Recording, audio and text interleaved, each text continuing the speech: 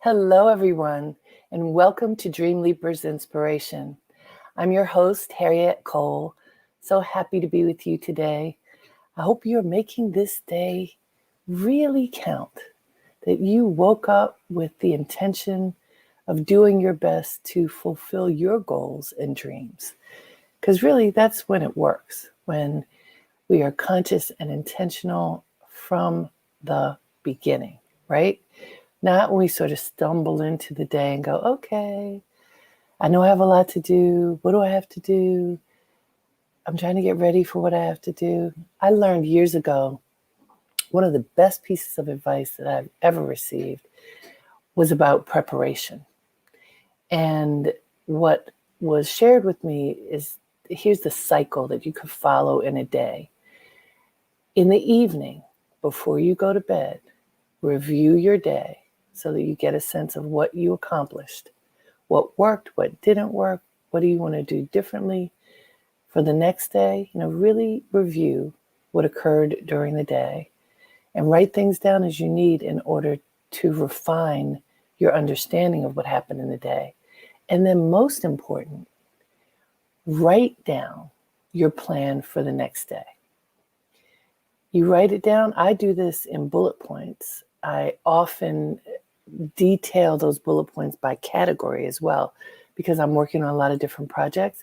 So if I group things by project and then bullet points under the project, then I have a better chance of staying organized in my thoughts and actions. But the point is doing it at night before you go to bed. You do that brain dump. And then in the morning when you get up, you actually begin to execute your plan. It makes you so much more efficient to be executing your plan when you start rather than contemplating what your plan might be. And so, good morning, good afternoon, good evening, wherever you are. Hello, everybody. I see my friend Sekou is in the house. So Sekou has this saying that he has put on sweatshirts, doing. And I love it because it's about taking action. We can think and dream all the time. And my brand is Dreamleapers. I believe in the dream, but you have to take the dream and put it into action. You have to do something in order to ensure that you go from this big picture dreaming to step-by-step action. And so as I was describing what I learned years ago through my spiritual practice, was that the best way to live out your day is to plan it the day before. Literally plan it, not airy-fairy, plan it, or write down the plan, write it down in manageable bites. This is the most important part because I believe in the big dream. Absolutely no questions asked. I believe in dreaming. I've built my life on recognizing dreams and then activating them and helping other people do the same. The way that you're able to activate them is by breaking them down into bite-sized actions, small enough tasks so that you can execute those tasks. So it doesn't feel like, so many people want to write books. I've published 7 books. How? I had the idea from when I was 12 years old that I wanted to write books. That idea wasn't enough. Lots of people have ideas about writing books. And I say the only difference between me and somebody who hasn't published a book yet is that I took the steps to make it happen. At this stage in the game, every single person can publish a book because you don't have to go through a publisher, but you have to do the work. I've talked to so many people who said, oh, I want to write a book. I have so many stories I want to tell. And then days, weeks, months, years go by and nothing happens. Why? Because they didn't break down the steps of what it takes to make that book or, insert whatever your project is, and then to do it. You got to do it. You got to do the work. So today, I do want to talk about that, but from a particular context. The context that I want us to think about manifesting our dreams is from the perspective of preparedness. Get ready, stay ready. That's what I want us to think about. Get ready, stay ready. What does that mean? It may mean something different to you than to me, but I'm going to guess that it lives in the same space for most of us. As I coach students in particular, I've been working with a lot of students recently who are in school. And so, when you have the structure of school, you understand that you have to learn certain things, you have to imbibe them, you have to own the content, you have to process that content so that you fully understand what it is that you're learning with the intention of being able to apply whatever it is that you're learning to your life, to your studies, to your future. When you have done the work so that you have prepared yourself by immersing yourself in your studies, and then where I come in this process is teaching people how to articulate what they've learned and who they are. When you have those things tight, you've done the work, you've done the research. For you who may not be a student in school, but a student of your life, of the things that you care about, have you done the work? This is a good question. Have you done the work to be fully knowledgeable about whatever the subject matter is that you are looking to explore? That's get ready.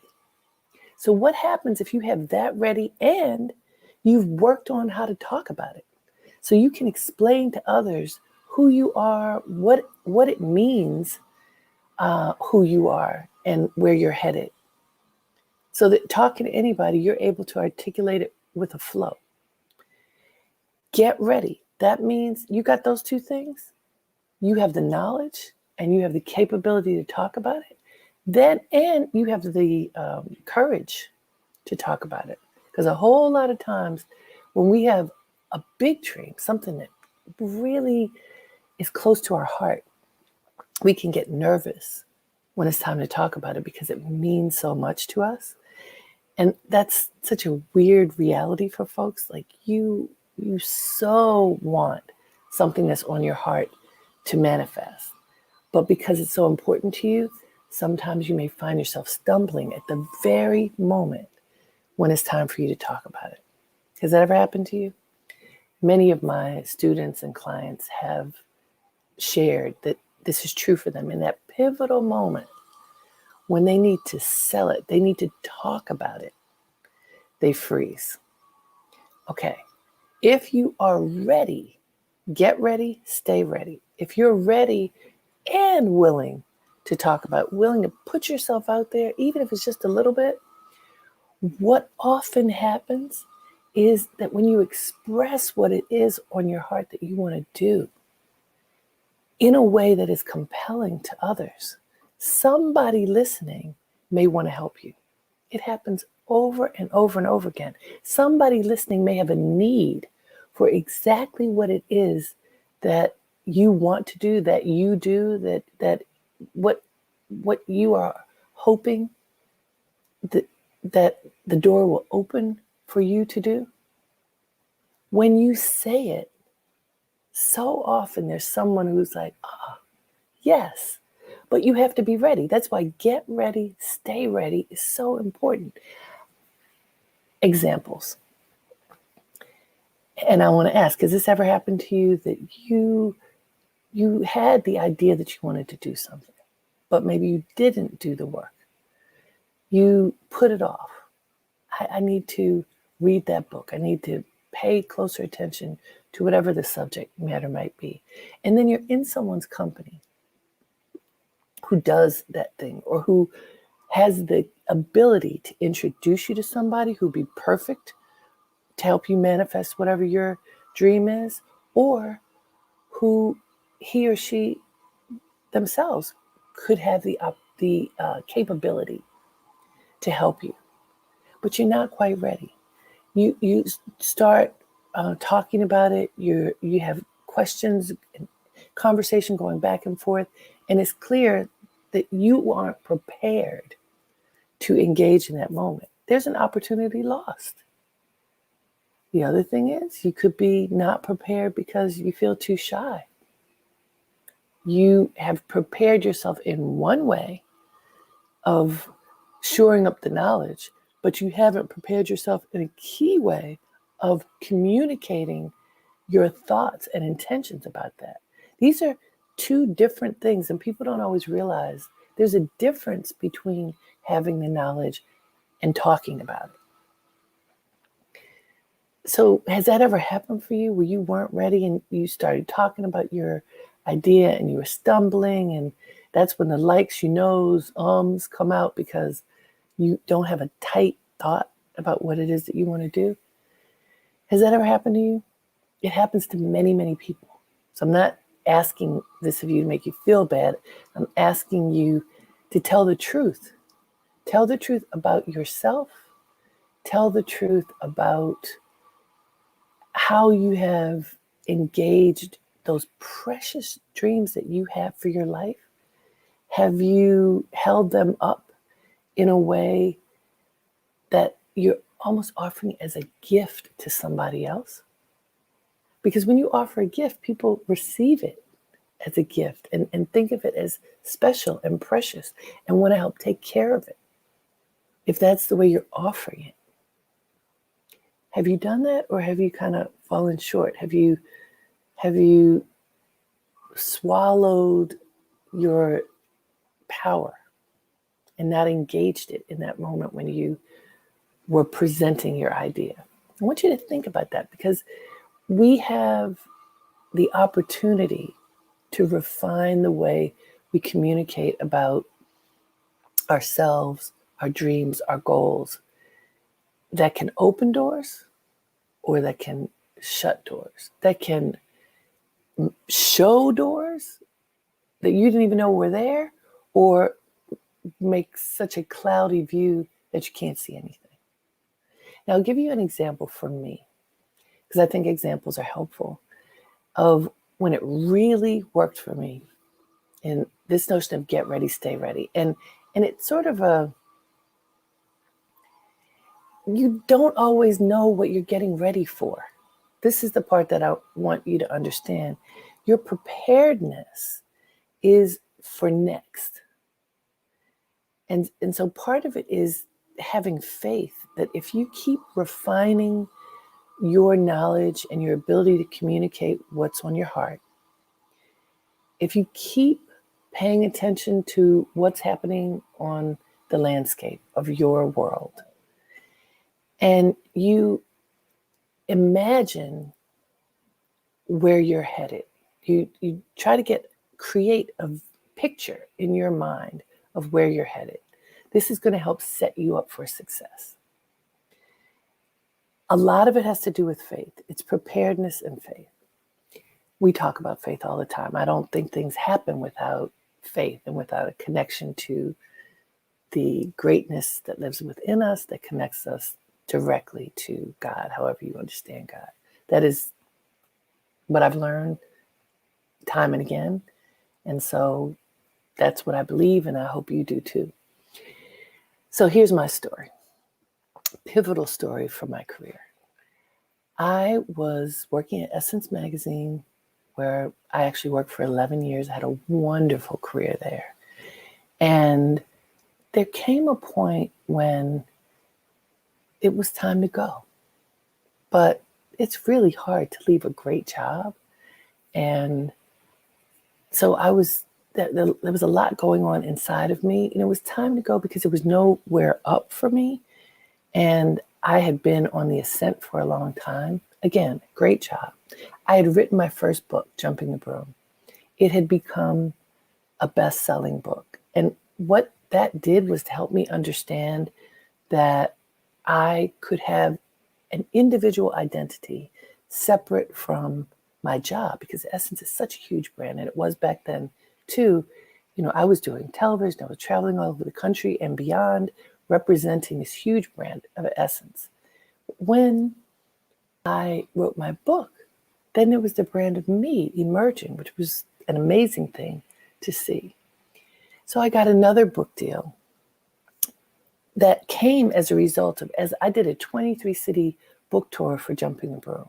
And as I went all over the United States talking to primarily Black women about weddings, in every market, people would ask me, well, how do you do this? And how do you do that? There were all these questions about how to live, how to navigate social graces, a lot of etiquette questions and beyond. And I realized that I needed to write an etiquette book. It hadn't been my plan, but it became obvious that it was needed. And as I sat and contemplated, what did I really want this book to be? I decided that, first of all, it's called How to Be. And the point was, it was targeted to African American audience. The point was, it would help people to understand where they've been and, what their culture is and what's important about that, who they are, and what's expected where they're headed. So that all of our values would kind of come together, and you would, through the information offered in this book, you would understand how to bring your full self to any moment and to understand what is expected so that you can navigate gracefully and effectively in your life. So this is what I was working on. I went to a cocktail party, and at this event, there's a man who came and sat down next to me for a moment. He was someone I knew. He worked in the music industry. I'd done a lot of work with people in the music industry during my time at Essence, especially because I was there running the fashion department when hip hop was just exploding. And this person was an executive in the world of hip hop. And he says, "Hey, Harriet, how are you doing? And what are you doing?" So on that particular day, I was not really wanting to talk about work. Again, I had a great job, but I was feeling like it was time to go. And if I talked about my job, I probably would have complained because I was feeling grumpy. Yet in the back of my mind and back of my head, I could hear my mother saying, "Do not complain." My mother has always been of the mind that you choose the positive. If you don't have anything good to say, don't say anything at all. I could hear her in my head saying, "Do not open your mouth, young lady, and complain." And so I didn't. Instead, he says, "What are you doing?" And I talked to him about my book, How to Be. I told him essentially what I just told you. And he turns to me and he says, "Well, do you think that you can teach that to my artists?" I said, "Teach what?" He says, "Teach them how to be, like old Motown." And I thought for a minute and I said, "Sure." Well, that person was Andre Herrera. He recently passed away. He was the head of Uptown Records, where at the time Mary J. Blige and Puffy were there, as well as others, Jodeci and Heavy D. And he was one of the top record company heads at the time. Because I told him about this book, he opened a door for me that is still open. I started doing what old Motown did, artist development, from dressing artists, because I've been a fashion editor, I was a fashion editor at Essence then, to teaching them public speaking skills, teaching them how to present themselves, teaching them how to walk in a room, how to sit at a boardroom table, whatever they needed.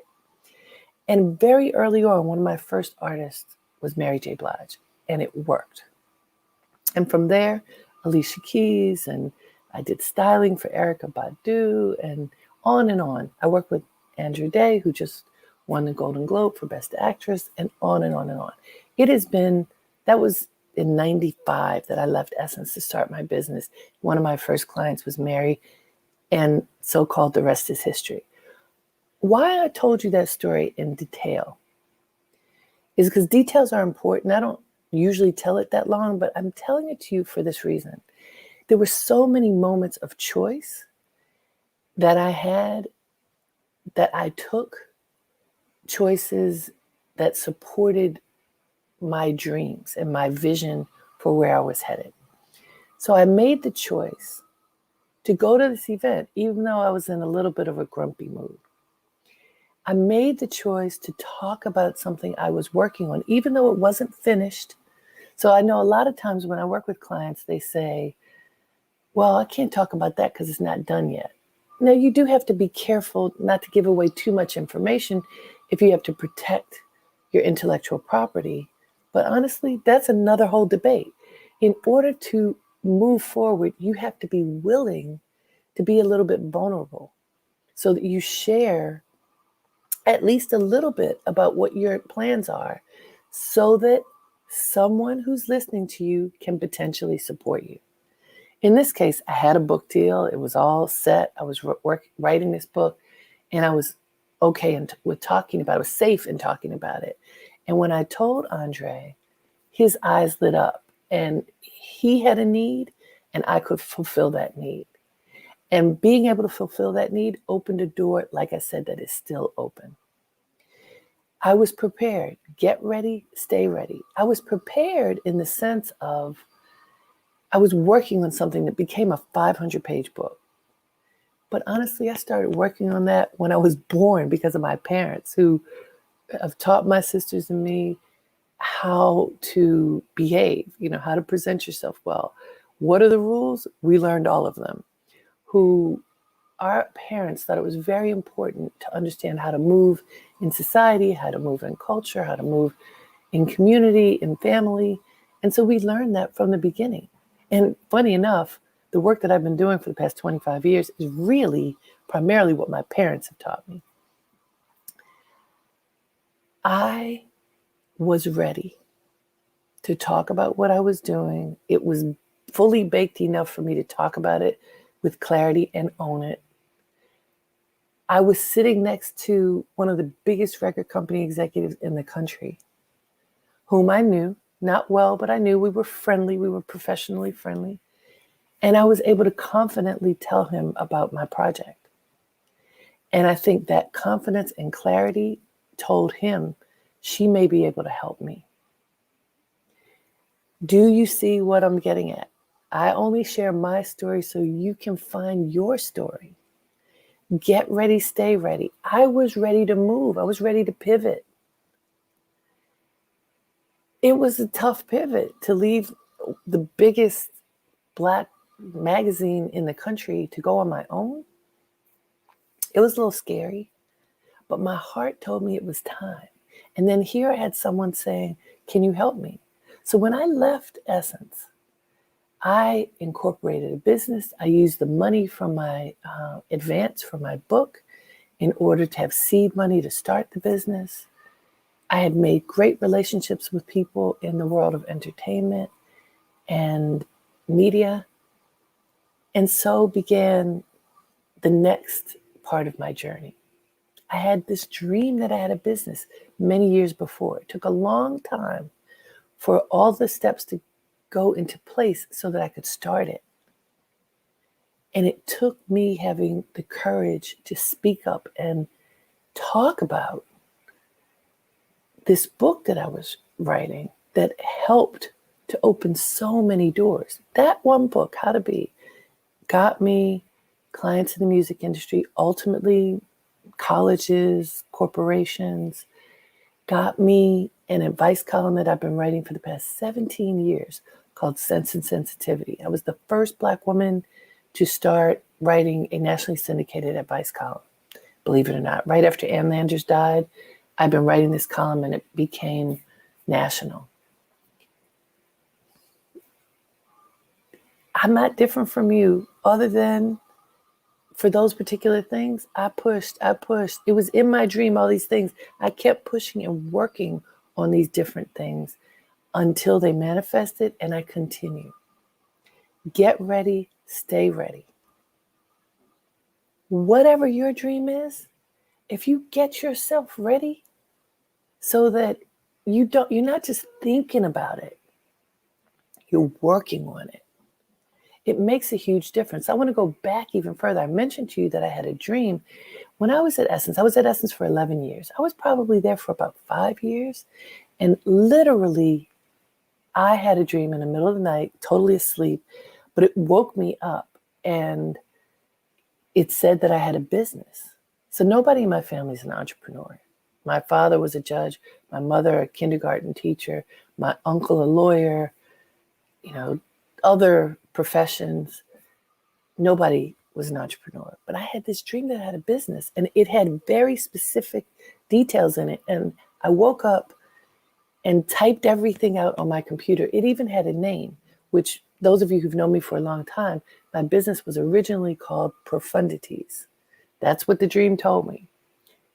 And so it was that. I have since changed it to Harriet Cole Media. But the point of Profundities is that it was a business designed to explore the little things that are profound about the human experience through a variety of commercial means. That's still what I do. But I was advised to use my name, easier to find me. It's all good. I had that dream. I printed it out. It was on a thermal computer. Anybody remember those? It has paper that scrolls and then you tear off the sides of the paper. I put it on my refrigerator and it yellowed there for years. It was dormant. I wasn't thinking about it. And then when I started feeling like it was time to do something different, I noticed that piece of paper. And on that paper, it said that I was going to create a business, that I was going to continue to work on magazines and create magazines. I was going to have a radio show. I was going to write a newspaper column. I was going to, there were like 10 things on the list. All of the things that are on the list I've done. All. The reason is because I started paying attention to the list and started working to figure out a strategy to be able to make those things happen. Like Seku's point, doing. I applied action to each of those elements on the list. And just having the intention that I was going to do it opened doors for me. I don't usually talk this much about myself, but the reason I'm doing it is because I want you to understand I am not different from you. You have dreams too. Some of them perhaps you've manifested, some you're waiting to manifest. Probably some of them are dormant. Go back and look at your dreams. Don't ever think that it's too late to manifest your dreams. It's never too late. I think Colonel Sanders was in his 60s when he made KFC. He became a millionaire when it was time for him to retire. What about you? What can you do right now to get ready and stay ready? What can you do so that you are poised for success when the moment presents itself?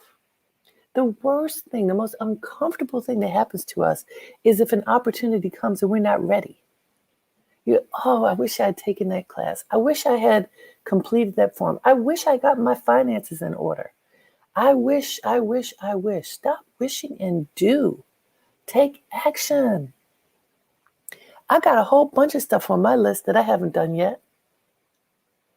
And I want to say to you, if you are in the position of feeling like it's too late for you, your time has passed, your ship has sailed, stop thinking that way. I'm about to have a big birthday. And I was deciding, am I going to tell? I'm going to say my age because, especially we women, because of culture and society, we often don't tell our age. But I come from a family of very strong women in particular who have always claimed their age and the wisdom that comes with it. My grandmother, Carrie Freeland, lived to be 101 years old. So when I met her, she was old. She was born in 1889. When I came onto the planet, she was an elder and so strong and clear. My mother, Doris Cole, right now is 91 years old.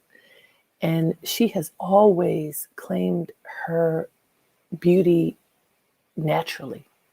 She's also a glamour girl, but when she turned 50, she stopped dyeing her hair because her hair is white. She said, I'm done with that. So, drum roll, I'm about to turn 60. And that was like, whoa, what does that mean? That's different from 40. It's different from 50. Yeah, I'm about to turn 60. And it's kind of hard to believe because of whatever that's supposed to mean. But for me, right now, it means, wow, okay, what are the opportunities that are about to come? What am I about to manifest? What am I ready to manifest? And I want to ask you, what are you ready to manifest? Get ready, stay ready. What are you ready for? And if you really want to do something and you're not ready, get ready. I'm so serious about this. I feel energized, completely fully energized to claim next. And I have a list of what next looks like. And I'm working on those things, breaking them down into manageable bites, understanding that I can't do it by myself. I need support. And so you have to say you need support. You have to ask the universe and people for support if you expect to get it. A big mistake people make is thinking they have to do it all by themselves, thinking that they aren't worthy of other people's support. I want to say to you, you will be amazed at how generous people will be to you if you ask. Now, if you ask for something unreasonable, then you probably will get a no. If you ask and you're not ready to receive, you should get a no. But I want to say to you, if you are ready, say it, claim it, tell the universe what you want. Be able to articulate it clearly enough that you draw in those people and resources that can support you. Get ready, stay ready. When you are ready and the opportunity comes, you can step into it. You can leap into it. What's Dreamleapers about? Leaping into your greatness. Are you all ready to leap? I am. I feel so ready. And I just want to say to you, there's always something more to work on. Even if your list is really long, just make the list and start working on it. Pay attention to it 1 hour every day. If you do that, you will slowly but surely check things off the list that help to get you to manifesting your dreams. It works. I just spent all this time telling you about my life story, primarily just so you could see the dream, the effort, the magic of connections, the preparedness so that when you are ready to leap, you can. So y'all ready to leap? Are you ready? Get ready, stay ready. Thank you so much for spending this time. I so appreciate you, and I do hope that you will work on making your dreams come true. Every day is worth it. 1 hour every day, you guys. Until next time, have a great day and make it count. Namaste.